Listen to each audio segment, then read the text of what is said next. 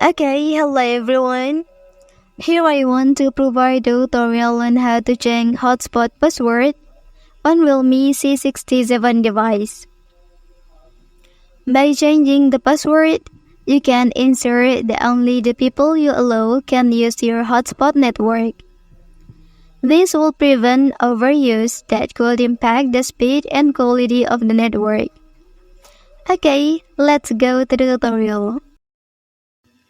First thing first, open Please Settings menu on your device. Okay, after that here you can select Network and Internet option. Okay, and then in this section will appear the Network and Internet tools. And then you can tap on Hotspot and Tethering menu. Well, after that here you can select Wi-Fi hotspot. And then please press hotspot password option here. After that, you can customize a new password as you need.